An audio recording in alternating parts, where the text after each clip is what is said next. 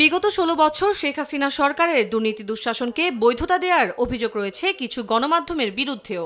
আগস্টের পর গণমাধ্যম সংস্কার কমিশন পুরনো বাস্তবতার আলোকে প্রতিবেদন জমা দেয়, যেখানে স্বাধীন সাংবাদিকতা, পেশাদারিত্ব, ওয়েস্টবোর্ড মালিকানা সহ নানা বিষয় উঠে আসে। কয়েক মাস আগে প্রতিবেদন জমা হলেও তা বাস্তবায়নে তেমন কোনো অগ্রগতি দেখা যায়নি।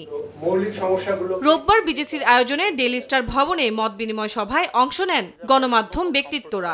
বলেন, গণমাধ্যমের সমস্যার জন্য গণমাধ্যমের লোকজনই বেশি দায়ী। সমাজকে পরিবর্তন করেছে কি সমাজ? বিজেসির সভাপতি বলেন, স্বৈরাচার তৈরিতে গণমাধ্যমের দায় রয়েছে।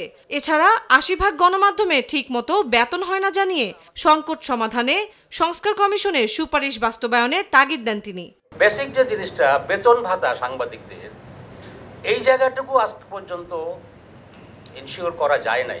80% হাউস মিডিয়া, টেলিভিশন বলেন আর পত্রিকা বলেন, তারা তাদের সাংবাদিকদেরকে বেতন ভাতা ঠিকমতো দেয় না।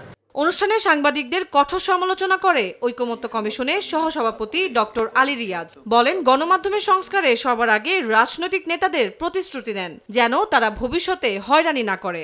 ১৬ বছর ধরে সাংবাদিকতাকে ব্যবহার করে একটি ফ্যাসিবাদী সরকারকে আত্মসাৎ করেছেন, তার রেসপন্সিবিলিটি আপনি নেবেন না? আপনি ফোর্থ স্টেটের দাবি করবেন, এই দায়িত্বটা আপনি নেবেন না? রাজনৈতিক দলগুলো আপনাদের সামনে এসেও অঙ্গীকার করতে পারে যে রাষ্ট্রীয় প্রতিষ্ঠান যা জনগণের অর্থে পরিচালিত হয়, যার প্রধান লক্ষ্য বা কোনো অবস্থাতেই যার গভীর রাত্রে আপনাকে ফোন করার কথা না, তারা এই রকম ফোন করবে না। এই ব্যবস্থায় এই অঙ্গীকার রাজনীতিবিদরা দিক।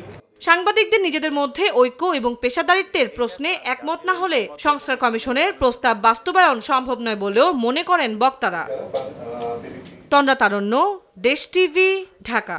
অন্য কোনো পেশাজীবী সংগঠনের মধ্যে এত সংগঠন নেই।